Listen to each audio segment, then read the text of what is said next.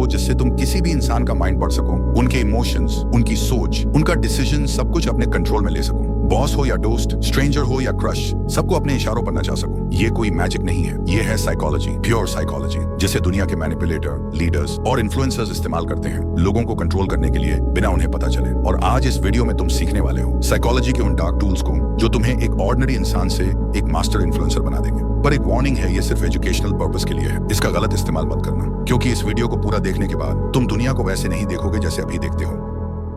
Trick number 5, the revenge trap.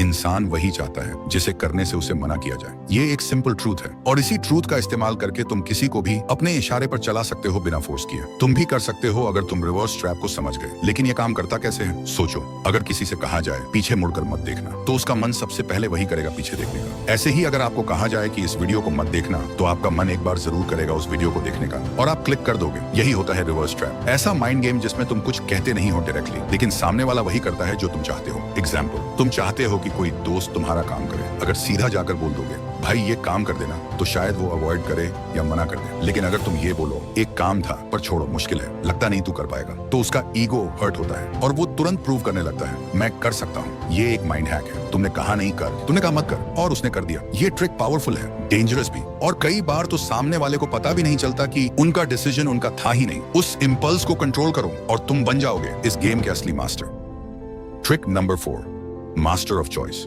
तुम्हें लगता है लोग अपनी मर्जी से फैसला लेते हैं? नहीं, वो सिर्फ वही चूज करते हैं जो उनके सामने रखा जाता है। असली गेम वही जीतता है जो ऑप्शंस डिजाइन करता है। Power is not in forcing people, it's in framing their choice. नहीं समझे? ठीक है, समझाता हूँ। मान लो तुम चाहते हो कि तुम्हारा दोस्त तुम्हारे साथ बाहर चले। अगर तुम सीधा बोल दोगे चल बाहर चलते हैं, तो शायद उसका मन ना हो और वो सीधा मना कर दे। लेकिन अगर तुमने बोला भाई पिज्जा हट चलें या डोमिनोज, तो अब गेम बदल गया। अब उसके पास 2 ऑप्शंस हैं, लेकिन दोनों का रिजल्ट एक ही है। वो तुम्हारे साथ जा रहा है। उसे लगता है कि उसने डिसीजन लिया, लेकिन असली कंट्रोल तो तुम्हारे हाथ में था। यही है मास्टर ऑफ चॉइस बनना। यही टेक्निक बड़े पॉलिटिशियंस इस्तेमाल करते हैं, बड़े ब्रांड्स और मार्केटर्स भी, जैसे बाय 1 गेट 1 या बाय 2 एंड गेट 50% ऑफ। तुम्हें लगता है तुमने बेस्ट चूज किया, लेकिन तुम्हें खरीदना तो दोनों में ही पड़ा। तो याद रखो, लोग कभी भी फुल फ्रीडम नहीं चाहते, वो चाहते हैं कंट्रोल्ड फ्रीडम, जिसमें उनका ईगो सेफ रहे। तुम बस ऑप्शंस को कंट्रोल करो और तुम उनके डिसीजन के भी मालिक बन जाओगे। Trick number 3, the guilty trap. Guilt एक ऐसा इमोशन है जो इंसान को कंट्रोल भी कर सकता है। लोग तब भी रिएक्ट नहीं करते जब उन्हें फोर्स किया जाए, लेकिन जब उन्हें गिल्टी फील होता है तो वो खुद ब खुद झुक जाते हैं। कैसे? मान लो तुम्हारा एक दोस्त तुमसे बार बार मिलने का प्रॉमिस करता है, पर हर बार अवॉइड करता है। अगर तुम जाकर डायरेक्ट बोलोगे तू कभी टाइम ही नहीं निकालता, तो वो और दूरी बना लेगा। लेकिन अगर तुम बस इतना कह दो मैं समझ सकता हूँ, अगर मैं भी इंपॉर्टेंट होता तो शायद तू टाइम निकाल लेता, उसके अंदर गिल्ट जाग जाएगा। अब उसे लगेगा कि उसने तुम्हारे इमोशंस हर्ट किए हैं। वो खुद तुमसे कनेक्ट करेगा, खुद एक्सप्लेन करेगा और खुद माफी मांगेगा। इसका असली मैजिक यही है, तुमने कुछ भी फोर्स नहीं किया, तुमने बस एक इमोशनल मिरर उसके सामने रखा और सामने वाला उसमें अपना गिल्ट देखकर अपने आप बदलने लगता है। Trick number 2, the emotional hijack.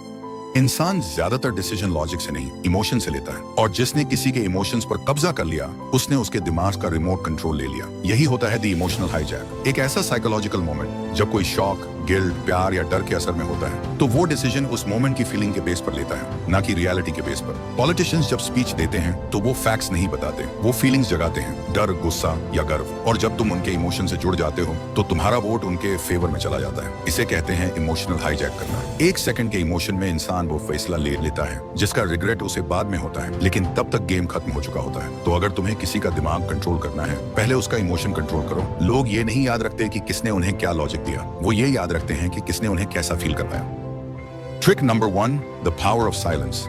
Psychology कहता है साइलेंस इज रियल पावर। लेकिन कैसे? सोचो, शायद तुम्हारे साथ भी कभी ऐसा हुआ हो, तुमसे कोई गलती हो गई, टेंशन हाई है। जब मम्मी के सामने जाते हो वो जोर जोर से डांटती हैं, चिल्लाती हैं, लेकिन जब पापा के सामने जाते हो वो कुछ नहीं बोलते, सिर्फ एक नजर और पूरी बॉडी फ्रीज हो जाती है। वो साइलेंस मम्मी की डांट से भी ज्यादा डेंजरस होता है, क्योंकि जब कोई कुछ नहीं बोलता तो तुम्हारा दिमाग खुद ही 1000 चीजें सोचने लगता है। लोग सोचते हैं जो ज्यादा बोलता है वही स्ट्रांग है, लेकिन सच ये है असली पावर उसके पास होती है जो सुनता है और ऑब्जर्व करता है। जब तुम चुप रहते हो, सामने वाले को डिस्कम्फर्ट, डर और गिल्ट महसूस होने लगता है और उसी साइलेंस में तुम्हारा कंट्रोल बढ़ने लगता है। इसका अप्लाई कैसे करना है? मान लो तुम अपने दोस्त से कोई सच निकलवाना चाहते हो, मत बोलो सच बता, बस इतना कहो मुझे सब पता है और चुप हो जाओ। जितनी देर तुम साइलेंट रहोगे उसका गिल्ट और एंजाइटी बढ़ता जाएगा और वो खुद सच बोल देगा। या मान लो किसी से तुम्हारी बहस हो गई, मत चिल्लाओ, बस आंखों में आंखें डालकर देखो और हल्का सा मुस्कुराओ। उसके पॉइंट्स उसी के दिमाग में वीक लगने लगेंगे, वो अपने ही वर्ड्स पर डाउट करने लगेगा। साइलेंस तुम्हारी प्रेजेंस को पावर देता है। जब सब बोल रहे हो तब चुप रहो, जब किसी को अपनी इंपॉर्टेंस दिखानी हो तो कम